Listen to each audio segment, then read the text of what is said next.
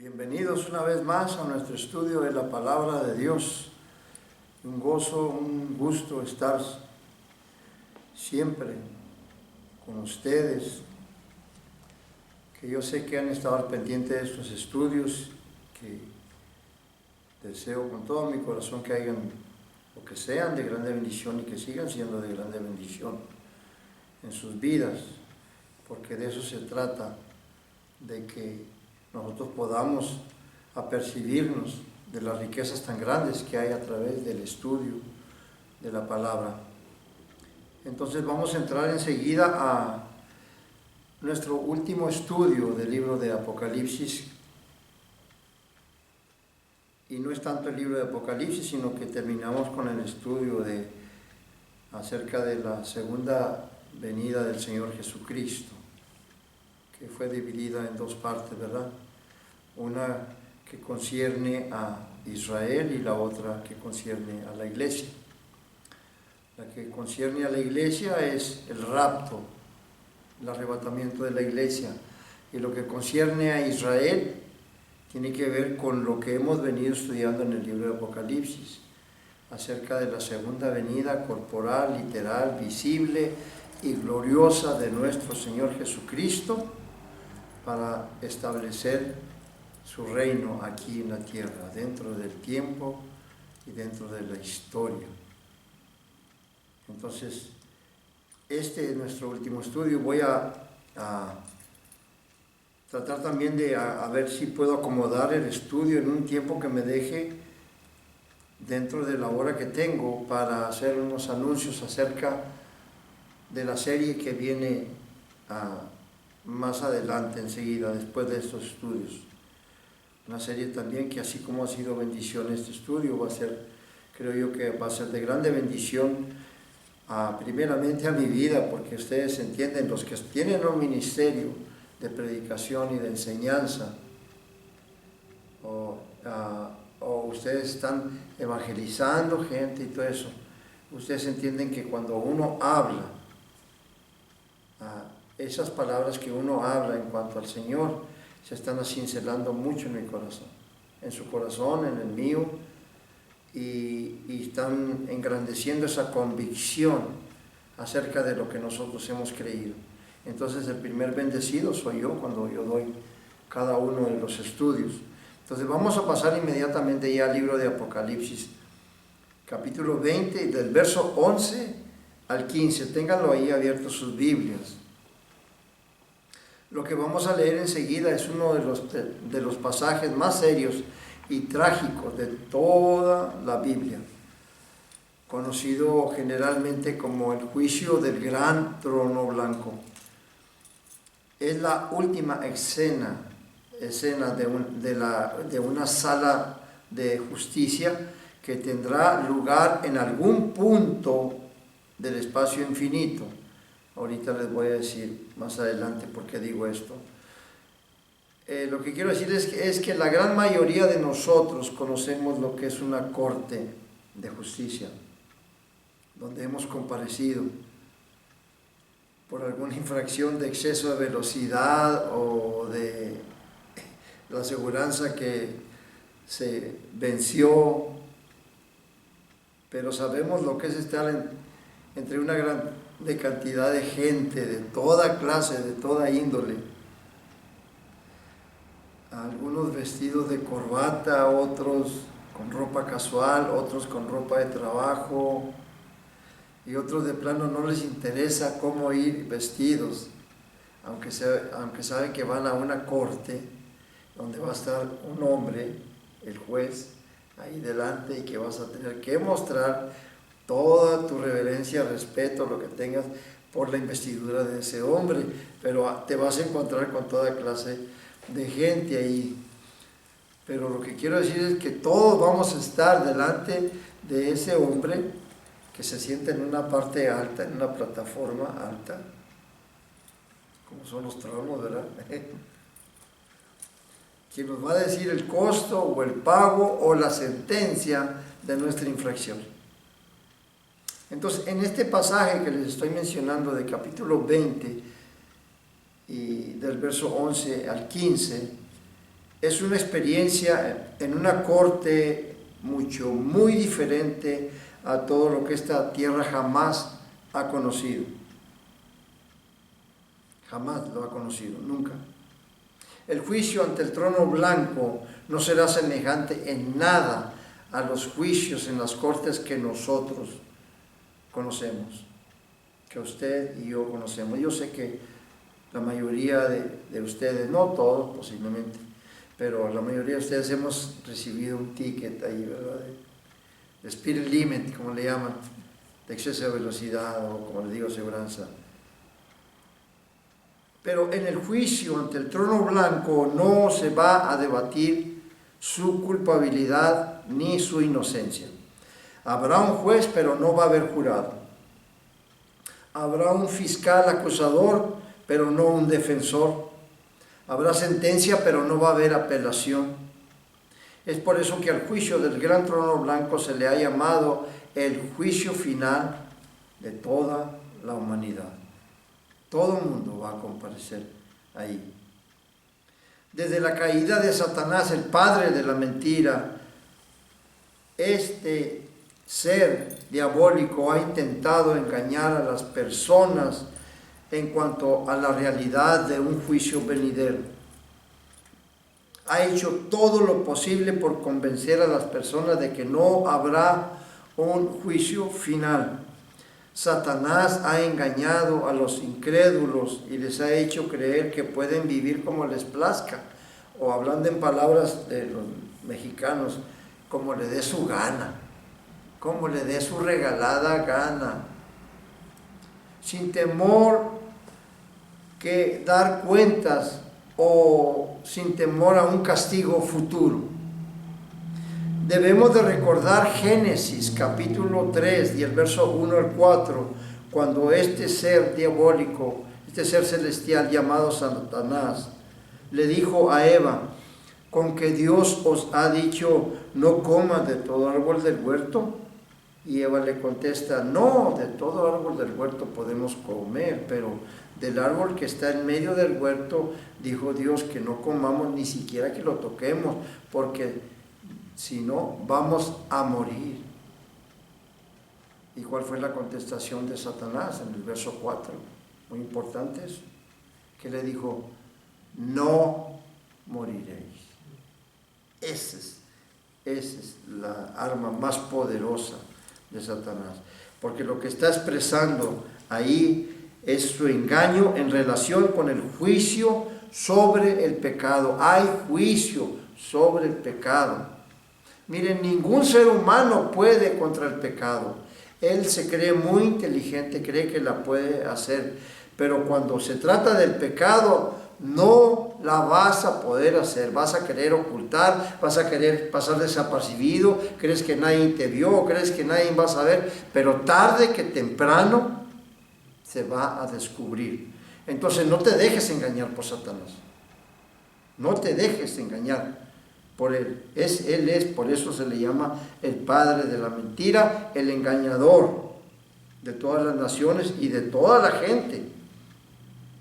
Entonces, los principales medios que usa Satanás para este engaño son el ateísmo y la atea teoría de la evolución y la religión falsa. Esas tres armas son las que usa Satanás para engañar a la gente. Nomás en los primeros, el ateísmo. Por ejemplo, la negación que el ateísmo hace sobre la existencia de Dios. En realidad, lo que esta gente está tratando de decir a las personas es que no hay un juez moral a quien las personas tengan que dar cuentas después de que ellos mueran.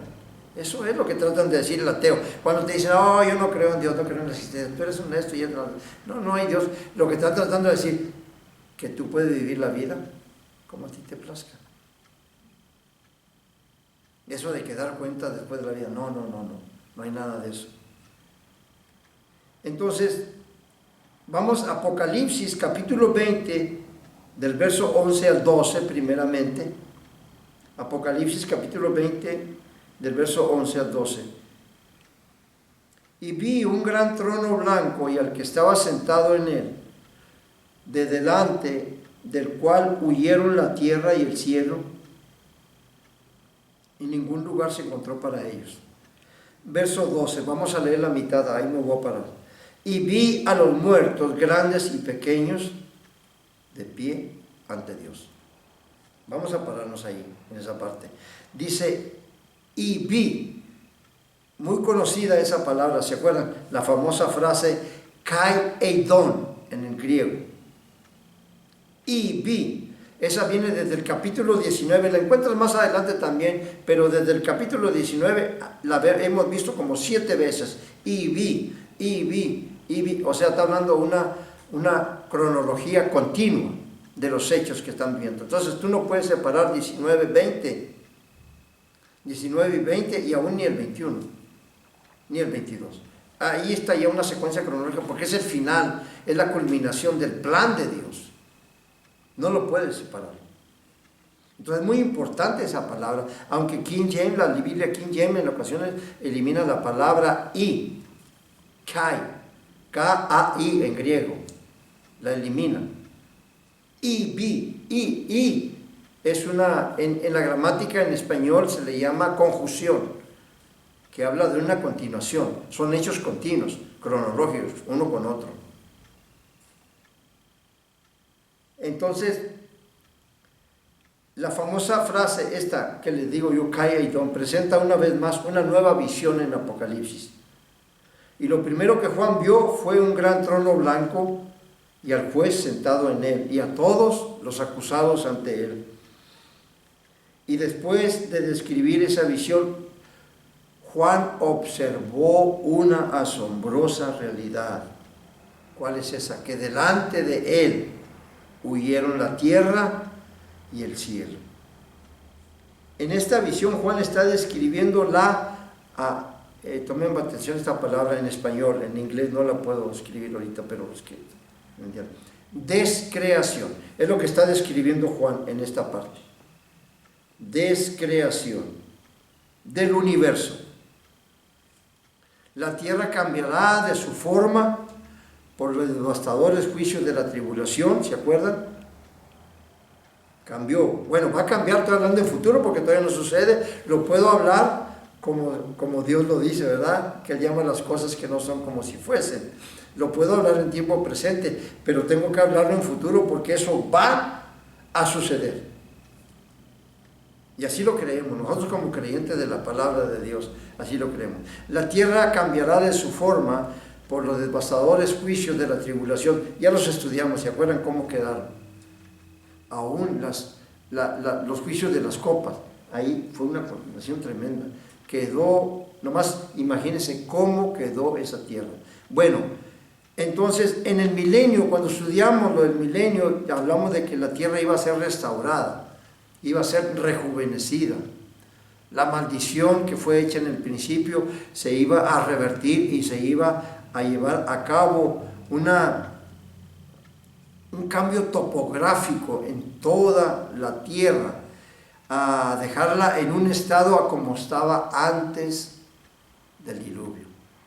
Les estoy recordando lo que ya estudiamos. Pero también ahí donde estudiamos eso, miramos que aún en el milenio estará la mancha del pecado y sujeta a las consecuencias del pecado original. También hablé de eso y lo hablé individualmente, porque acuérdense que les dije que una pregunta que se hacen, ¿por qué el cristiano sufre? Dolores, tragedias, esto y lo otro, aún después de ser cristiano. Pues estamos en un mundo caído, ¿qué esperamos? Pero la principal razón es que nosotros todavía, aunque ya hayamos sido redimidos, seamos criaturas nuevas, seamos hijos de Dios, pertenecemos a la familia de Dios, todavía aún así sufrimos las consecuencias del pecado. Entonces es lo mismo que va a pasar en el milenio. Es muy interesante, por eso usé como 3 o 4 estudios del milenio, porque era muy interesante nosotros entender eso. Porque ahí en el milenio, acuérdense que va a haber pecado, y vamos a ver las consecuencias del pecado original, y habrá decadencia y habrá muerte, y es por eso que debe de ser destruida, para dar paso a un cielo nuevo y una tierra nueva, donde todo o nada que sea corrupto se le va a permitir existir. Y aclaro algo, y es muy importante, porque cada vez que yo les menciono esto es porque así me enseñaron a mí en el principio. Por eso es importante el estudio de la palabra. Mira, si tú fuiste a un colegio o vas a un colegio, no creas que en el colegio ahí vas a salir ya. Wow, no. No, el verdadero estudiante de la palabra de Dios es después del colegio. Y si no has ido a un colegio, pero tú eres un estudiante de la palabra de Dios, tú eres un verdadero estudiante de la palabra de Dios. Entonces, la razón que les digo esto, de que quiero aclararles algo, porque yo así fue enseñado. Hay la enseñanza de que Dios simplemente va a rediseñar esta tierra. Pero Juan vio en su visión, es importante, ahí que dice que ningún lugar se encontró para ellos, para el cielo y la tierra. Ya no se halló lugar, como dicen, me gustan las palabras en inglés, vanish, desaparecieron. Ya no hay lugar para ellos, ya no están, ya no existen. Este que estamos viviendo, este planeta que estamos viviendo, va a dejar de existir. Entonces, Juan vio en su visión que en ningún lugar se encontró para ellos. Entonces eso lleva a la palabra otra vez de lo que les estoy diciendo. Los cielos y la tierra esta que nosotros vivimos van a ser descreados y van a dejar de existir. No van a ser purificados ni restaurados como se enseña, sino que tendrá lugar al reverso, un reverso, en inglés no sé cómo se llama el reverso, ¿verdad? Atrás de la creación. Así como fueron creados de la nada, todo esto, por la palabra de Dios, así mismo, por la palabra de Dios van a ser sorbidos hasta quedar en nada. Ahora te voy a llevar, vea una escritura que está en 2 de Pedro, capítulo 3, versos 10 al 13. 2 Peter, chapter 3, verse 10 through 13. Ahí, en esa escritura, Pedro te describe lo que está hablando San Juan, el apóstol San Juan, en esa frase, donde el cielo y la tierra fueron y no se encontró lugar para ellos. Mira lo que dice Pedro ahí. Verso 10. Pero el día, mira lo que está presentando aquí Pedro, y es muy importante, ese tercer capítulo del apóstol Pedro, wow, está importantísimo. Desde el verso número 1. De paso les digo que esa fue la escritura en el capítulo 3 de la segunda epístola de Pedro, y el verso 4 saqué el tema para el primer segmento que hablé en cuanto a la segunda venida del Señor, que concierne al pueblo de Israel, ¿verdad? Que dice Pedro que, hablando del segundo advenimiento, de los hombres que iban a estar preguntando, ¿dónde está la promesa de su advenimiento? Esa palabra advenimiento no la puedes aplicar, lo puedes hacer, pero no se puede aplicar al rapto de la iglesia. Pedro no está hablando en ese capítulo 3 y el verso 4 del rapto de la iglesia, porque la palabra advenimiento tiene que ver con la palabra griega parousia, y la palabra parousia quiere decir, está dividida en dos partes, presente y persona. O sea, está hablando, cuando habla la palabra advenimiento, está hablando de la segunda venida, literal, corporal y visible del Señor Jesucristo. Esa palabra advenimiento. Y ese fue el tema. Si ustedes han seguido mis estudios, ustedes saben que el primer segmento, usé como 20 o 22 estudios, no recuerdo, yo no sé. Mi hija es la que lleva todo a cabo eso. Pero el tema es, ¿dónde está la promesa de su advenimiento? Entonces es importante nosotros llevar a cabo este capítulo 3 del apóstol Pedro, porque del verso 10 al verso 13, él está expresando la última expresión del día del Señor. Acuérdense que yo les dije que del día del Señor no solamente abarca la tribulación. El día del Señor es lo que profetizaron los profetas en el Antiguo Testamento. Ellos le llaman el día de Jehová. Profetas mayores y profetas menores, todos ellos profetizaron de este tiempo que nosotros hemos estado estudiando. El día de Jehová en el Nuevo Testamento, el apóstol Pablo y el apóstol Pedro, el apóstol con todos ellos hablan el día del Señor, es el mismo. Pedro aquí está hablando la última expresión del día del Señor. ¿Por qué digo esto? Porque el día del Señor abarca desde la tribulación hasta cielos nuevos y tierra nueva, pasando por la segunda venida, pasando por el milenio, pasando por el encadenamiento de Satanás 1000 años, pasando por la última rebelión de Satanás, pasando por el juicio de este que estamos ahorita aquí teniendo, y llegando al cielo nuevo y tierra nueva. Vean, vayan, ¿están conmigo ahí? Vean ahí esa escritura que estoy diciendo. Segunda de Pedro, capítulo 3, verso 10 al 13.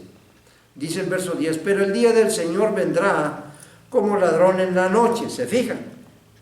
El día del Señor. Ok. En el cual los cielos pasarán con grande estruendo. Esa palabra estruendo. No puedo encontrar ahorita la palabra gramaticalmente, ¿cómo se llama? Para darle una definición. Pero es una palabra que suena como lo que significa. O sea, esa palabra, no le encuentro la palabra, ¿cómo decirle? Que no tienes que buscarle un sinónimo o un similar. No. La misma palabra te da el significado estruendo. Todos lo conocemos. Cuando hablamos de un estruendo es cuando hablamos, ¿verdad que sí? Hasta tiemblan paredes y tiembla todo esto. Bueno, esa palabra estruendo que está mencionando aquí, lo que está describiendo es el sonido que hace cuando los elementos encendiéndose serán deshechos, y la tierra y las obras que en ella hay serán quemadas. ¿Cuándo? Verso 12, verse 12. Cuando los cielos encendiéndose serán deshechos y los elementos siendo quemados se fundirán. Los elementos, esos elementos se refieren a las partículas fundamentales que componen la materia y que son las partículas atómicas y subatómicas.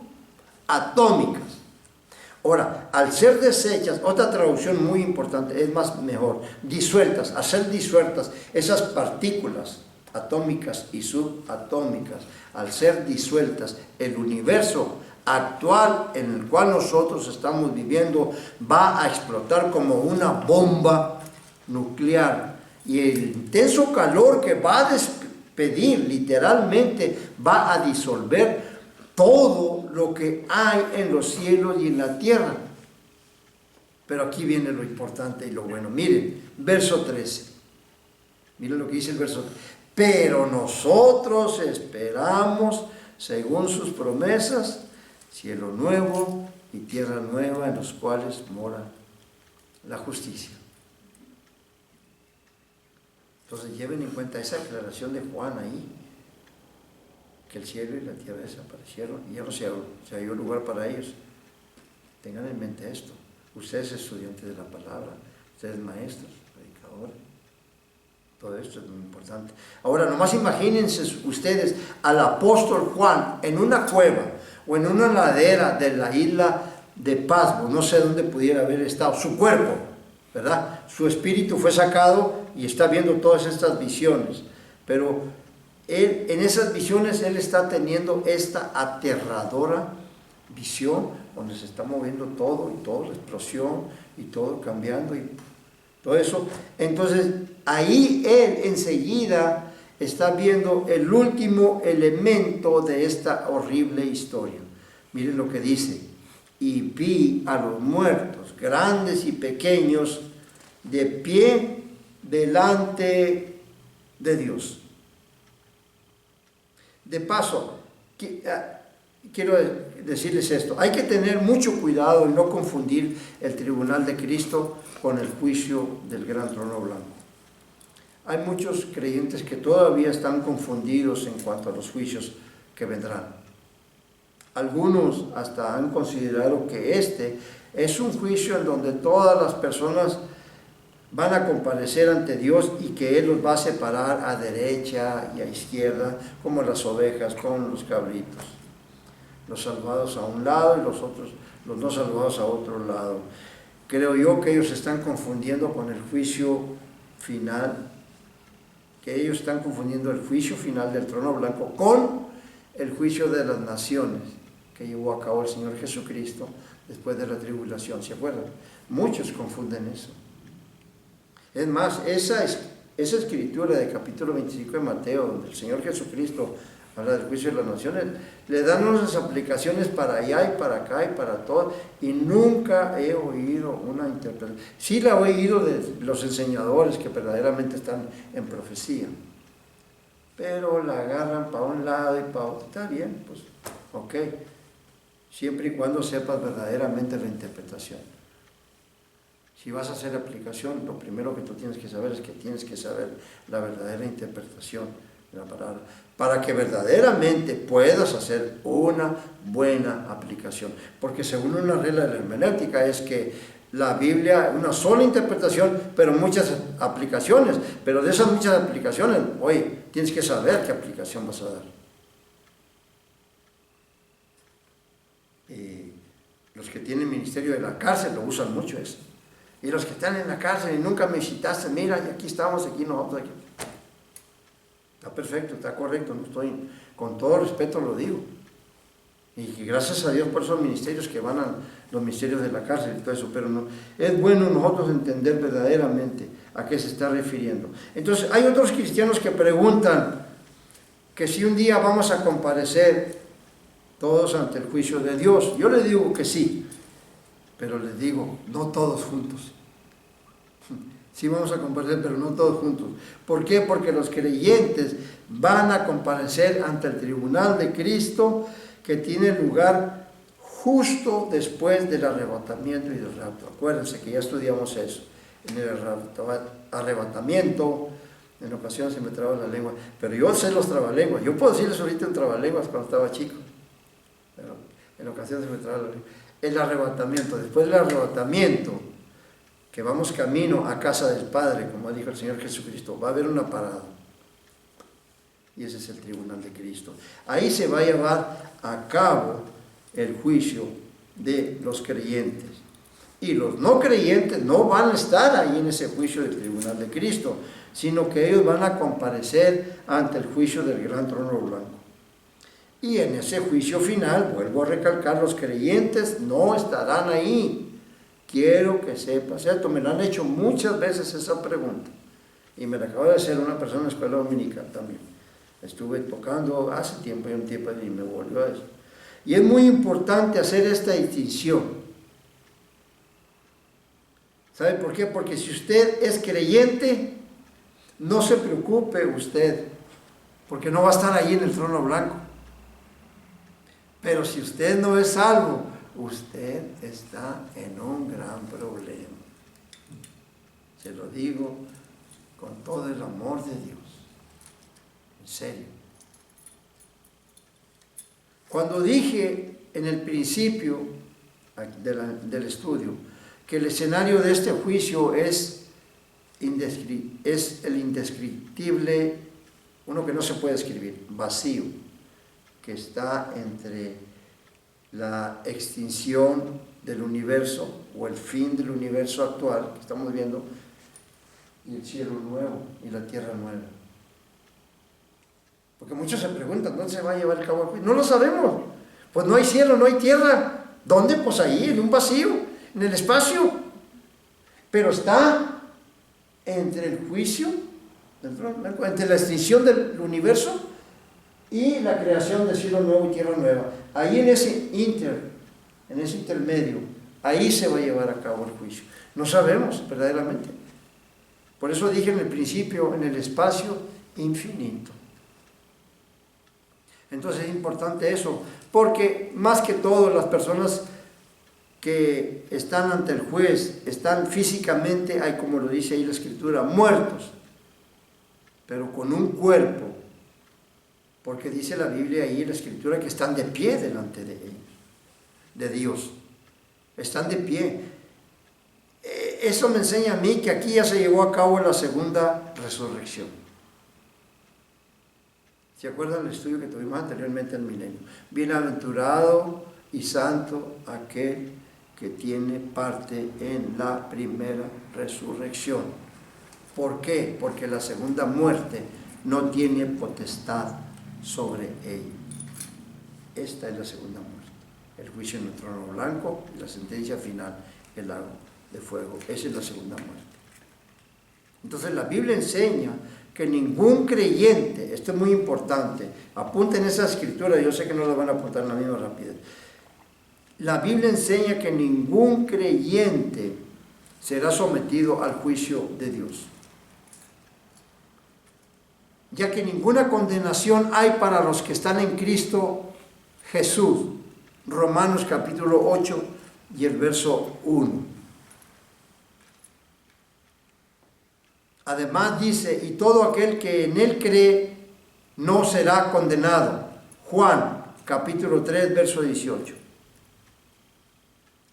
Y todo aquel que oye mi palabra y cree en el que me envió, tiene vida eterna y no vendrá a condenación, mas ha pasado de muerte a vida. Juan capítulo 5 verso 24. Y hay más escrituras, solamente esas les estoy dando para que nosotros entendamos esto que les estoy diciendo. No se confundan. La iglesia, 1000 años antes del juicio del trono blanco, va a comparecer ante el tribunal de Cristo, pero no para juicio por nuestros pecados. Eso ya se llevaron a cabo en la cruz. Eso es la importancia. Esto es lo importante de la doctrina. Nuestra deuda que teníamos con Dios en cuanto al pecado, el juicio y la condenación fue totalmente pagada, cancelada en la cruz del Calvario. En el tribunal de Cristo vamos a dar cuenta en las obras, la vida cristiana que nosotros vivimos. Es más, para que mejor me entiendas, lo que hicimos en la carne. Así de sencillo, nada más. Entonces, vamos nosotros entonces ahorita lo que, como dije al principio, ¿verdad? Les dije del escenario de este juicio donde se va a llevar a cabo, porque esa pregunta me la hacen mucho, que dónde se va a llevar a cabo el juicio del trono blanco. Entonces lo que el apóstol Juan está aquí subrayando es el alcance global, mundial, universal que tiene este juicio. Juan está observando en su visión que el grupo de incrédulos que están delante del trono de Dios incluye a grandes y pequeños, ¿verdad? Así está la escritura que leímos. Grandes y pequeños.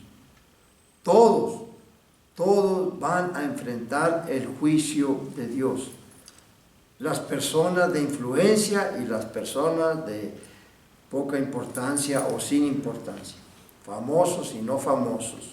Ricos, pobres, hombres que pecaron con poder y arrogancia, como un Alejandro el Grande, un Napoleón Bonaparte, un Herodes, un Pilato, ahí van a estar. También hombres que se dedicaron a la maldad en grande escala, como Nerón y Diocleciano, que esos dos emperadores fueron los dos emperadores romanos más sanguinarios, que se dice que entre ellos dos asesinaron a cerca de 5 millones de cristianos. Y en este tiempo actual que nosotros estamos viviendo, todos los genocidas que hablé yo en estudios anteriores, como Hitler, Stalin, Mussolini, Franco, Mao Zedong. Miren, estamos hablando de una horrible compañía de gente malvada que vivieron y murieron sin arrepentirse de todo lo que ellos estaban haciendo. No hubo nada. que los hiciera detenerse en toda esa masacre de gente que estaban haciendo. Ahora, todos estos, sin excepción alguna, y muchos más, que pues no los voy a nombrar a todos estos están congregados por primera y última vez, compareciendo delante de Dios y con rumbo a la condenación eterna. Capítulo 20, verso 13. Chapter 20, verse 13. Y el mar entregó los muertos que había en él. Y la muerte y el Hades entregaron a los muertos que había en ellos. Ahora, aquí Juan nos presenta una escena, pues ya casi al final de este drama, ¿verdad? De una sala de tribunal, porque estamos ante un tribunal. Dice que el mar entregó los muertos que había en él. Miren, creo yo que la mención primeramente aquí del mar pudiera ser como una distinción entre la muerte y el Hades. ¿Por qué razón digo esto? Porque el mar es el lugar más difícil de donde los cuerpos pudieran resucitar al pensamiento del ser humano. ¿Nunca les han dicho a ustedes eso? A un cristiano no les han preguntado.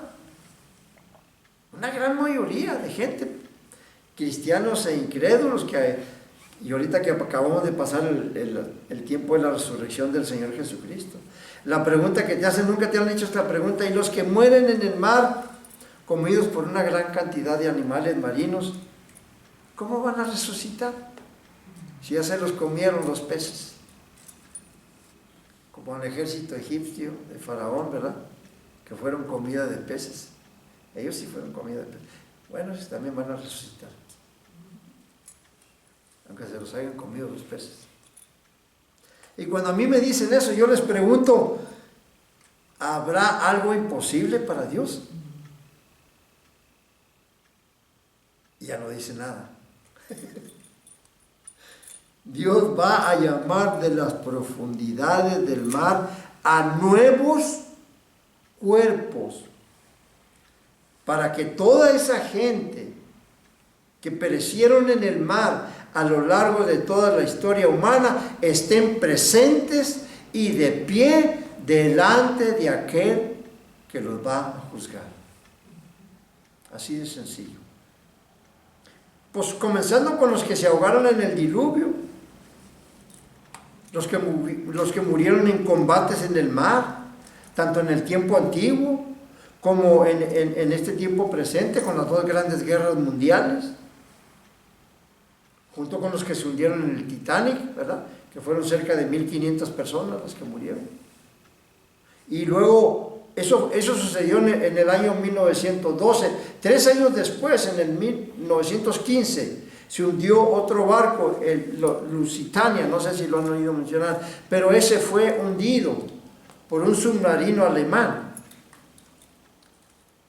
como un preludio de la Primera Guerra Mundial. Porque ya venía, porque allí, detrásito de eso, vino la Primera Guerra Mundial, recuerdas, que duró como 3 años, hasta el 18, no sé, por ahí así, no estoy muy bien en las fechas. Y muchos otros barcos que han naufragado, que la gente ha muerto ahí. ¿Se imaginan cuánta gente tiene el mar? ¿Cuánta gente ha muerto en el mar? Desde el diluvio, todo eso. Entonces, lo único que yo puedo sacar en conclusión es que, por ejemplo, enseguida viene la muerte, el mar, la muerte y el Hades, ¿verdad? Devolvieron su gente. Bueno, la muerte, ¿qué simboliza la muerte aquí? Porque dice el mar y no la muerte. La muerte simboliza todos los lugares en la tierra desde los cuales Dios va a resucitar nuevos cuerpos para todos los injustos muertos. Está hablando de los que están enterrados. Es la única manera donde podemos ubicar la palabra muerte aquí. Acá hablamos, por eso le dije que la prioridad la tiene el mar, porque ahí no tenemos, En la tierra no tenemos problema para decir que van a resucitar porque fueron enterrados cuerpos completos. Pero en el mar desaparecieron. Entonces, por eso les digo que hay una distinción. Por eso la escritura está tan tremenda que te pone todo tan en orden que no te deja lugar a dudas que quién escribió, quién inspiró a estos hombres para escribir. Aquí tiene que haber sido una mente divina, infinita, llena de sabiduría. En la tierra no tenemos problema. Entonces la muerte tipifica a todos los que han sido enterrados en la tierra, pero que van a salir con nuevos cuerpos, adaptados para cuando los espíritus que están allá vengan y tomen esos cuerpos para ir a comparecer delante de Dios, todos los injustos. Entonces, vamos, no sé, el mar y la muerte para mí se presentan como una paradoja, porque los dos representan a dos voraces monstruos que se tragan los cuerpos, ¿verdad? Tanto el mar como la tierra, la muerte, pero que ahora, aquí en esta escritura, son obligados a devolver esos cuerpos, como diciendo Dios, echémonos para acá, porque aquí yo voy al juicio final. Van a ser juzgados con un cuerpo. Eso se tiene que llevar en mente. Nunca se les olvide Mateo, capítulo 10, verso 28. Se los he mencionado, no me gusta mencionarlo mucho. Si se acuerdan, Mateo, capítulo 10, verso 28. No temas, dice el Señor Jesucristo. Aquel que mata el cuerpo y al alma nada puede hacer. Te voy a decir a quién debas de temer. Teme a aquel que tiene poder para destruir tu alma y tu cuerpo. ¿En dónde? En el infierno. Entonces quiere decir que desde allá el Señor Jesucristo le dijo, toda persona va a comparecer con un cuerpo. El cuerpo de nosotros es este mismo, pero va a ser transformado a la semejanza del Señor Jesucristo, este cuerpo. Pero a ellos se les va a adaptar un cuerpo. Se les va a dar un cuerpo nuevo para que ni se comparezcan delante de Dios para el juicio final. El Hades, por su parte, bueno, es el equivalente griego a la palabra hebrea Seol, si saben, ¿verdad? En el Antiguo Testamento es Seol, en el Nuevo Testamento es Hades. Pero ambas palabras representan el reino de la muerte. Entonces toda persona, esto es importante, toda persona que muere sin Cristo en este tiempo va a ese lugar, es un lugar de castigo. El Hades. Hay expresiones que le hablan la palabra inframundo, en español, en inglés, underworld. Ya. En español es inframundo. O sea, está hablando de un lugar mucho más abajo del sepulcro. Bueno, eso es lo que significa la palabra Hades. Entonces, toda persona que va en estos momentos ahí al Hades, sin Cristo, va a ese lugar en espera de ser llamado a comparecer delante de Dios. Por eso le dice al Hades también. Entonces, en este pasaje que leímos en el verso 13 se deja vacío el Hades de todos los espíritus cautivos para reunirse con cuerpos resucitados a fin de comparecer ante el tribunal de justicia de Dios, a fin de escuchar la sentencia final, el lago de fuego. Ya vamos de fajada, estoy viendo.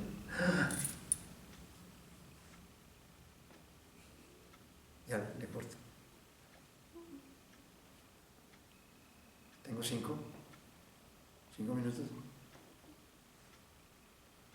Ok. Vamos nuevamente al verso 12, ahí rapidito, nomás ahí. ¿Sí? ¿Nomás tengo 5 minutos? Ok. Verso 12, nuevamente. Y los libros fueron, lo dejé para el último, los libros fueron abiertos y otro libro fue abierto, el cual es el libro de la vida. y fueron juzgados los muertos por las cosas que estaban escritas en los libros según sus obras. Y miren el final del verso 13. En el verso 13, el final nomás. Y fueron juzgados cada uno por sus obras. Estos libros contienen cada pensamiento, cada palabra y hecho de cada persona, no salvo, que ha vivido en esta tierra. Dios ha guardado registros perfectos y precisos de la vida de cada persona, y van a ser juzgados los muertos por las cosas escritas en los libros según sus obras, dando a entender que va a haber diferentes grados de condenación, diferentes rangos de castigo. No va a ser lo mismo entre las personas, va a haber esa variación, porque van a ser juzgados según sus obras, y aún cada secreto, cada palabra del hombre que habló ociosamente va a ser también llevada ahí a la luz. Y déjenme ya terminar, ya no quiero abarcar más, porque a lo mejor y bueno, ok, voy a leer ya 14 y 15 y aquí terminamos. Y la muerte y el Hades fueron lanzados al lago de fuego. Esta es la muerte segunda, dando a entender que dejarán de existir. Eso es lo que está diciendo ahí. Y la muerte y el Hades fueron lanzados al lago de fuego. Esta es la muerte segunda. Y verso 15, y el que no se halló inscrito en el libro de la vida fue lanzado al lago de fuego. Esta va a ser la prueba final. Si la persona no está escrita en el libro de la vida, donde están escritos los nombres de todos los que creyeron y pusieron su confianza y fe en el Señor Jesucristo, esa es la prueba final. Si no está tu nombre aquí, porque uno se pregunta, ok, el libro de la vida y los libros de las obras. Ok, los libros de las obras, pues es la vida de todas las personas, palabra, pensamiento, hecho, conducta y todo lo que van a cabo aquí. Pero el libro de la vida, ¿por qué? Bueno, para que la persona sepa que su nombre no está ahí. Terminamos ya este estudio de Apocalipsis. Viene una nueva serie llamada Doctrina y Principios Bíblicos. Búsquenla bajo ese tema. Vamos a tratar de hacer una cosa más amplia, en donde yo voy a poder tener algún aparato aquí para poder hablar mejor y me voy a poder mover, va a ser más amplio. Vamos a tratar de, como mi hija me va a ayudar en todo esto.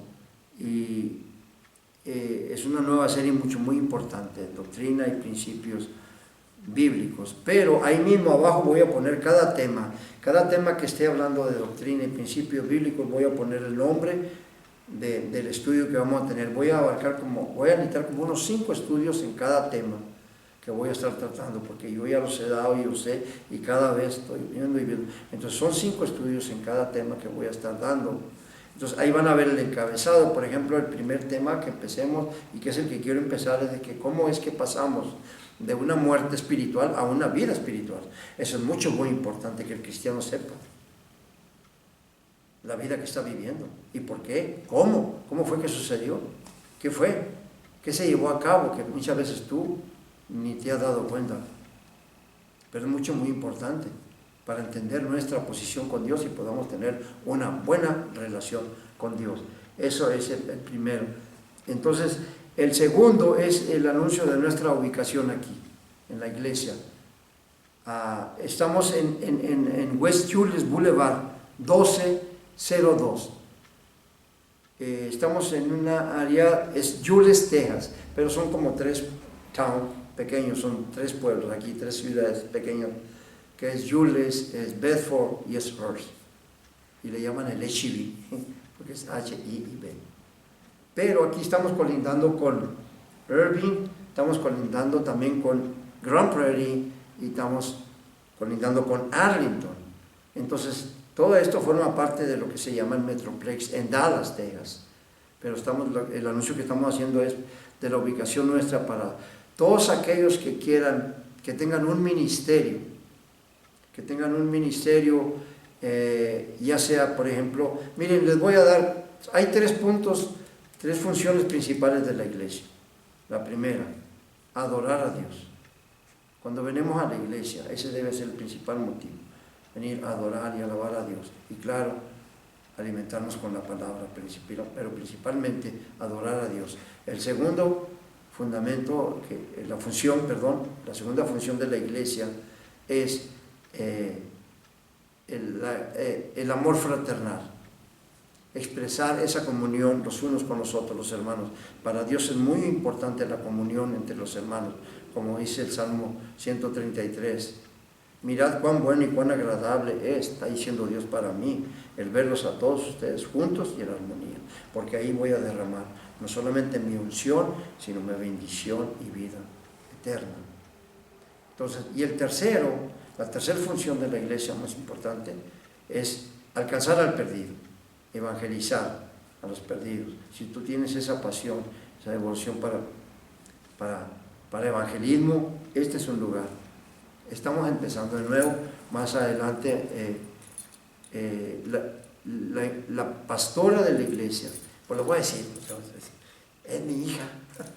Yo soy maestro de escuela dominical, la iglesia es en inglés, pero tenemos en español y la escuela dominical la tenemos en español, yo soy el maestro, pero mi hija va a hacer un anuncio después, ella personalmente lo va a hacer para que más o menos tengan entendidos y concebidos de qué es lo que trata la iglesia. La iglesia se llama la viña, pero en inglés es divine, entonces están los dos nombres, pero no es bilingüe, se lo digo desde ahorita, es en inglés, pero hay español, hay enseñanza en español. Yo soy maestro de escuela dominical, entonces les invito a todos ustedes que quieran, les estoy haciendo la invitación para aquellos que tengan un ministerio del worship, de la adoración. Si tú estás en una iglesia en donde tú sabes que tú puedes participar en el grupo de adoración, no has tenido oportunidad, no has tenido chance,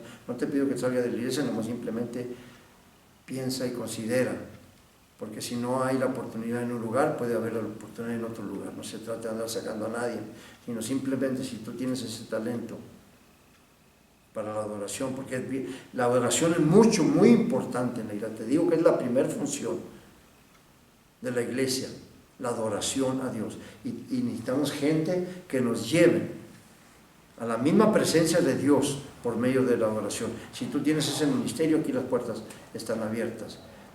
Y tienes ministerio de cantar, de tocar algún instrumento, las puertas están abiertas aquí. Ese es mi punto. Y pues yo creo que con esto ya termino, porque ya me estoy llegando a la lo di muy rápido el anuncio, chiquito. Pero sí se entendió. Ok, bueno, me despido de ustedes y Dios les bendiga y estén pendientes del estudio. Hi, and welcome to Vine Church in Euless, Texas. I am Pastor Liz Martinez, and I pray that you have been blessed by the teachings brought to you by Brother Raul Martinez. I also wanted to come on here and invite you to our church. I wanted to invite you to our services we hold every Sunday. We have Sunday school in Spanish for the adults and in English for the young adults starting at 10, and service begins at 11.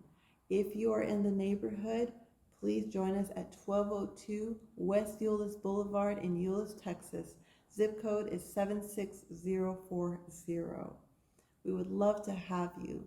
It says His word is a lamp unto our feet and a light unto our path. So let us share this light with you as we walk together in these dark times. Thank you once again for tuning in to these teachings, and be blessed.